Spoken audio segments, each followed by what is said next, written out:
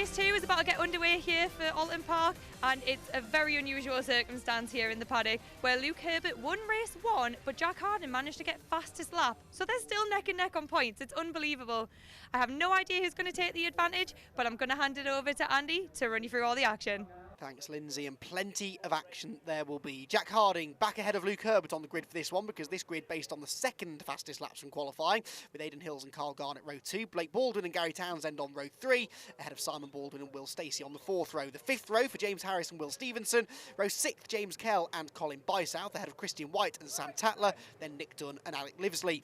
Tom Parker and Bradley Kender on the 9th row, Darren Stapleton and George Grant on the 10th, with Nick Rutter and Mark Swarbrick, and Duncan Harris and Johnny Greensmith at the back of the grid. He was originally listed as a non-starter, but I believe that either from the back of the grid or from the pit lane, Johnny is going to start this one with a brand new engine. So, race underway. In race 1, remember, Herbert got in towards Oulton Corner in front of Jack Harding.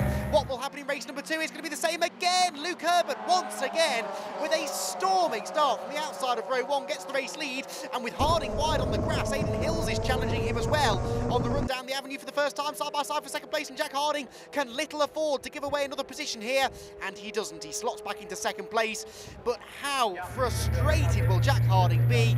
2 races, 2 pole positions, and on neither occasion has he led the race down into Old Hall Corner. He's straight back on the attack though. He has no intention of spending the next 20 minutes staring at the rear bumper of Luke Herbert's number 1 machine. He wants the lead, and he wants it now. Aidan Hills there in 3rd position, and Carl Garnett is 4th.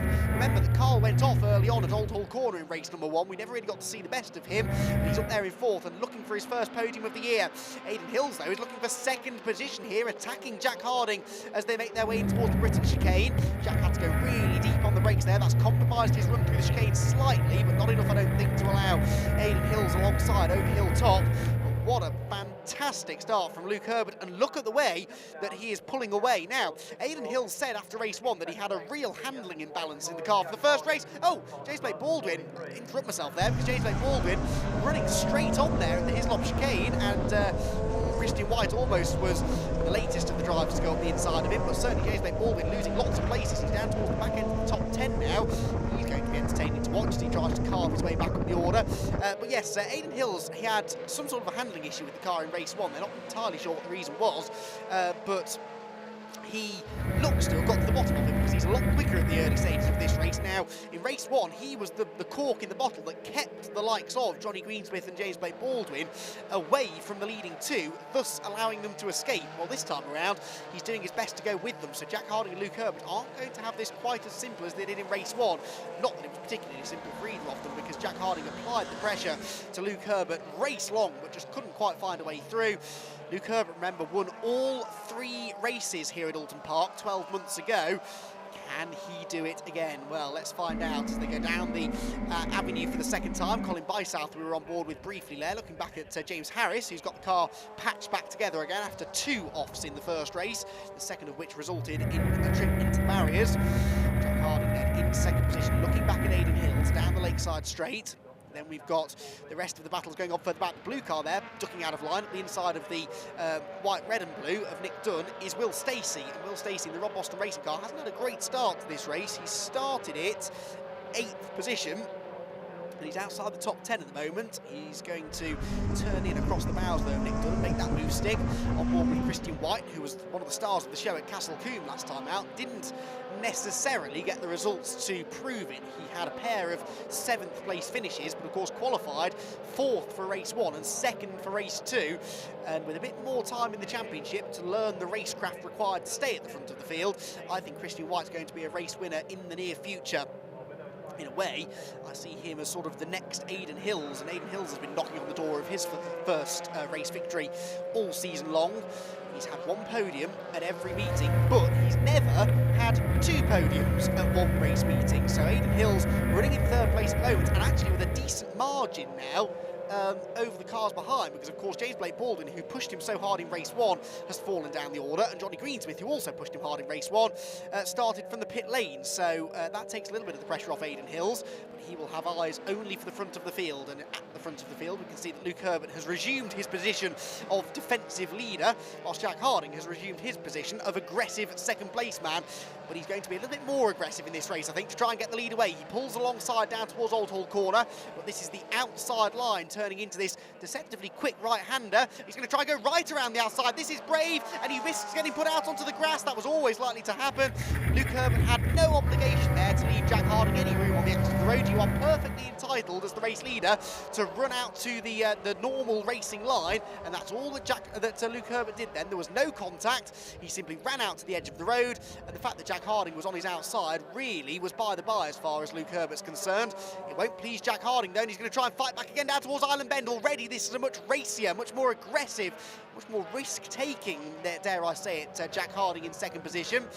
He's not happy to just sit in second place in this one. He got away with it in race 1 because, as Lyndsay quite rightly said pre-race, he finished second, so he scored 2 points less than Luke Herbert, but he scored the fastest lap, which is worth 2 points. So the 2 points he lost by virtue of finishing behind Luke Herbert, he regained through having the fastest lap of the race, so they still came out of it tied on points. This time around, though, may not be so lucky. At the moment, Jack does have the fastest lap of the race, but of course there's every chance that that could change as the race goes on. It doesn't necessarily have to be Luke Herbert that takes the fastest lap away from him. It could be any one of the 23 other drivers out there on the track, but if any one of them takes the fastest lap that Jack doesn't, then he does not take those 2 points. So they have been quite literally inseparable this season, though, these two, and that has really continued to manifest itself here this weekend at Oulton Park. It's one of those circuits, though, that produces what I like to call pressure cooker races, because it's not that easy to overtake here. You know, this is not a Silverstone or a Donington Park or a Castle Combe where you can overtake. If you're quicker than someone, you'll find a way through eventually. Here at Oulton Park, it is possible to be the slower driver, but to keep one or even a queue of drivers behind you, and eventually the pressure reaches boiling point and someone loses their patience, and Jack Harding cannot afford to be the man that loses his patience, because his 2017 campaign was derailed by a disqualification for driving standards, for contact out on the track. He can't let the same thing happen in 2018, and he is very mindful of that fact. There was a moment there, though, for Luke Herbert, and this could be Harding's opportunity. That's cost Luke a mile an hour or so's momentum down the avenue. And look at the way that Luke Herbert launches the car to the inside line there so as to defend the lead in towards Cascades. It's a cambered corner, but then the camber runs out on the exit of the corner. It's very easy to drift out wide, but as long as you manage it right, it is quite possible to go in on the tight line but not run out too wide on the exit. Luke Herbert, though, fighting a rearguard action, and visibly is having to work harder to keep Jack Harding behind him this time around than he did at any point during race 1. You always sensed that in the first race Luke Herbert had it under control. This time around, though, it looks as though maybe Harding is a bit quicker, so wait and see. Once you get a driver on the ropes, though, of course, it can often look as though you're significantly quicker than them, but actually you've just got them defending, you've got them watching the mirrors, you've got them overworking their tyres, and actually if you get through, it can sometimes be very difficult to pull away. They are, though, managing this gap back to Aidan Hills in third, and Carl Garnett is still in fourth position. Now, what has Carl Garnett's best finish been so far this year? He had a 6th earlier on in the season back at Knock Hill. Has he bettered that since then? He had a 4th. He had a 4th last time out at Castle Combe, so he's equalling at the moment his best run of the year so far. And once the podium finishes, Carl Garnett's not that far away, and something could well happen, because look at them, they're side by side through Druids now. That's not really an overtaking opportunity, it's certainly around the outside, but Jack Harding is willing to throw everything at this, it would seem, in this second race of the day.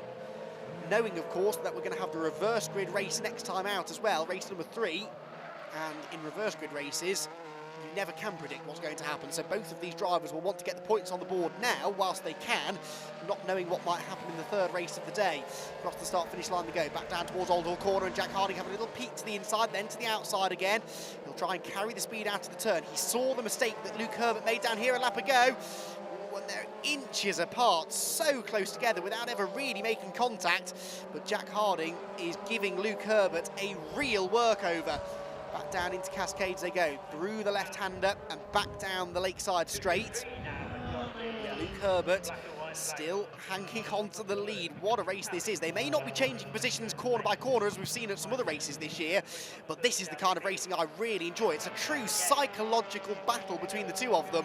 The slightest mistake from Luke Herbert and Harding is going to go through. It's as simple as that. Jack Harding will not ask questions. If there's a gap and he can fit his car in it, he's going to go for it. And the pressure that is on the shoulders now of the race leader and the reigning champion, Luke Herbert, well, it's pressure like he never really felt last year, because Luke Herbert, essentially in 2017, he was the fastest driver. He won more races than anybody else. He was very rarely off the podium, if ever, and his triple race victory here at Oulton Park 12 months ago was testament to that. Therefore, he was able to wrap up the title, really, with a race or two to spare. And then when we lost Tom Roach over the winter and he decided that he wasn't going to race in this championship anymore, he was going to move on to other things, there were a lot of people, and I have to say, myself sort of included in that, who kind of anticipated a Luke Herbert walkover this year, but that has not been the case at all. And I'm very, very happy for that fact, because the racing we've enjoyed this year has been absolutely nip and tuck, and this race is even more nip and tuck than we've seen in the past. Jack Harding trying to go around the outside of Druid's corner. That will never work, surely.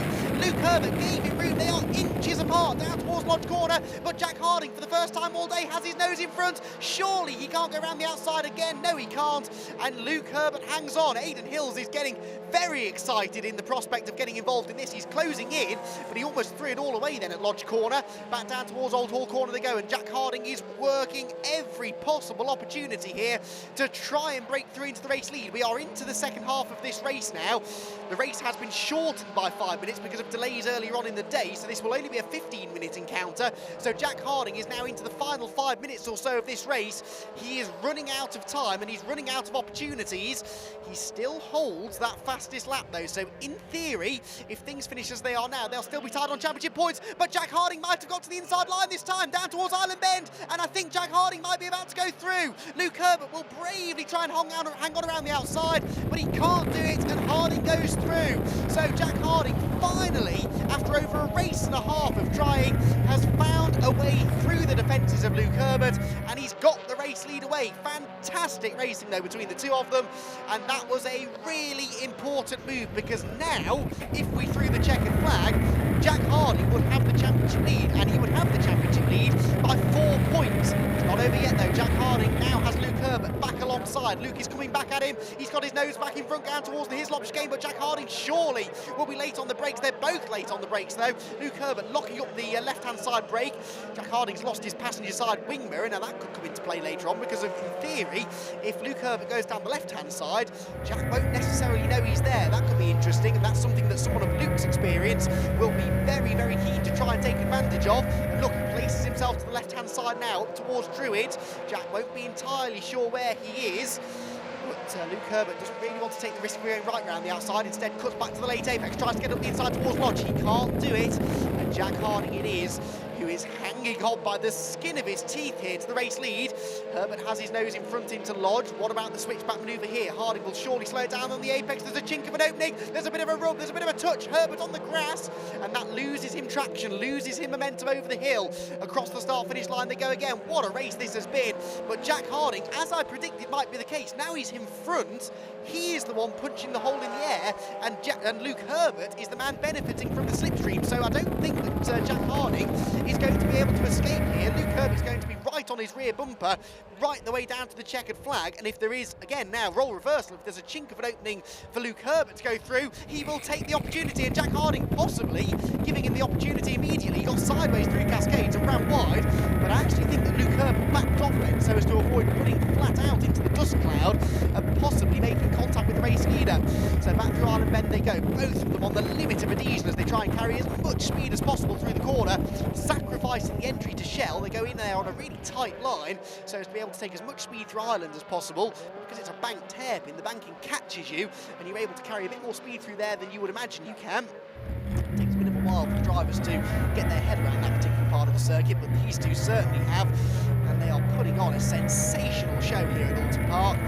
It is difficult to overtake here, but that means that when you do make an overtake stick, especially when you make the overtake stick on Luke Herbert, you know that you've really earned that. But now, can Jack Harding, in the number 43 AK Automotive car, hang on to the flag? That's the question. Now to Nick they go again. Possibly time for another lap after this one. And Luke Herbert, now the hunted, becomes the hunter for the final few minutes of this race. And the stakes, if anything, even higher for Luke, because as we documented earlier on, if Harding had finished second behind Luke Herbert with the fastest lap, they'd have still been tied on points. But this way around, Jack Harding will score 2 more points anyway than Luke Herbert, because he scores 100 points for the race victory, as opposed to 98 for Luke Herbert in second place. And then you throw in the 2 bonus points for fastest lap, and all of a sudden it's a 4-point advantage for Jack Harding going into the final race of the day. All with Christian White here, we've sort of forgotten about the midfield battles, but let me tell you, they've been just as entertaining as the lead scrap. We just didn't dare take our eyes off that. Will Stacey there going up the inside of Will Stevenson, and Nick Dunn trying to follow through, and slightly clumsily makes his way ahead. There was a bit of paint traded there, that's for sure. Christian White, former MR2 ace, is trying to get the double slipstream here, which he is getting, but there's nowhere really to go with it up towards Island Bend. And look who's arrived on the scene. Johnny Greensmith is with them. So Johnny Greensmith, after dropping a cylinder, we believe, in race 1, they've done a complete engine change, and here he is, working his way now in towards the top 15. He will score some championship points, but really for him it's more about making sure the car is okay and possibly getting into that top 10 and having a chance of the grid reversal for race 3. Leaders back through Shell though, and Luke Herbert is still applying the pressure to Jack Harding, but not quite as aggressively as Jack was applying it onto Luke's tail earlier on. And in fact, Luke all of a sudden seemed to just slip backwards there, possibly a missed gear or a bad gear change, although that would be unlike Luke Herbert, it must be said. Let's hope that there isn't a significant issue as they head back over Hilltop again, down towards Hislops. And Jack Harding turns his way in with now a bit of daylight between himself and Luke Herbert. This is by far the biggest gap that we've seen between these two, not just all race, but all day, because in race 1 they were never this far apart. And it's Jack Harding who's got the advantage, so backing up the fact that he does have pace, and that once he got in front, he had the potential to pull away. That certainly has been the case. This will be the final lap of the race, by the way, so they're heading in towards Druids now for the final time, and I don't think that Luke Herbert is going to be able to get close enough to attack. He's going to have to settle for second position and try to get those points back in race 3 if at all possible. Down towards Lodge Corner they will go, and Jack Harding is looking good for the race victory. He heads out of the final turn. Luke Herbert throws everything at the last corner. He'll be in the slipstream towards the checkered flag, but he's just not quite going to get there. The checkered flag flies, the race win goes to Jack Harding, and the championship lead with it. A fantastic drive, he takes the victory. Luke Herbert in second, Aidan Hills is third, back on the podium again. Carl Garnett fourth, and James Blake Baldwin fifth, ahead of Simon Baldwin, James Harris, Colin Bysouth in 8th position, then Sam Tatler and Will Stacey rounding out the top 10. We had 2 non-finishers in that race, Duncan Harris and Darren Stapleton, but a phenomenal race up front and a deserved victory and the championship lead for Jack Harding.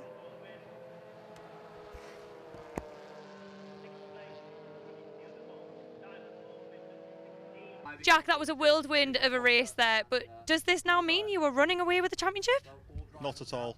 Yeah, it's so close. I mean, I might be a few points ahead, but I can guarantee it'll go back down and go back up, you know, over the next couple of meetings. It's just so close. It's absolute nightmare, but it's brilliant racing, but it just makes it so difficult to overtake. Once again, I naffed the start, and then, yeah, spent most of the first half of the race looking back at Luke and trying different things, but eventually, yeah, managed to come through. Must be fun out there, though, racing with Luke. I wouldn't call it fun, to be honest. It's yeah, when it's that close, it's kind of a bit of a nightmare. So, but no, it is brilliant. AK have done a fantastic job on the car. I let him down a bit in the first race by finishing second, so it's nice to repay him now. And you know, my sponsor Yorkshire Trade Windows. Brilliant. Well, congratulations. We'll see you in the final race. Thank you very much. Cheers. Luke, that was one heck of a race out there, battling with Jack, but you still coming away smiling. Yeah, I mean, you know, I took the first one, Jack took the second one. It's so close between us that you know, it's anyone's race. The only thing that's keeping the championship separated at the minute is fastest laps, and Jack got the fastest lap again, so he's just clawed 4 points on me. But you know, we've still got 6 races left, so 4 points is nothing. You know, it's still anyone's game. See how we go in the last race. So are you nervous knowing that it's going to be reverse grid now? I've never. The only one I've finished well at in the reverse is not kill. All the others I've mucked up. Some, you know, had contact, made a bad start. So fingers crossed, I'll be able to make a good effort this one. Brilliant. Well, we'll look forward to seeing you. Thank you very much. Aidan, this is your second third of the weekend. Do you think you're going to be able to get ahead now that the reverse grid's going to come into play for the final race? I think the reverse grid's definitely going to help us. Obviously, we're going to be starting in front of them too. I need to beat them, bottom line. You know, championship for me is slipping away every race now because they keep getting more points than me. It was a hard task anyway, so really I do need to take some points off them in race 3. So do you have any plans now the temperature seems to be skyrocketing here? We might make a little adjustment to the car. I mean, that race was better for me than it was in race 1. We've got a couple of little changes we might make for race 3, so yeah, hopefully I'll see you again later on. Brilliant, well, we'll look forward to it. Thank you very much.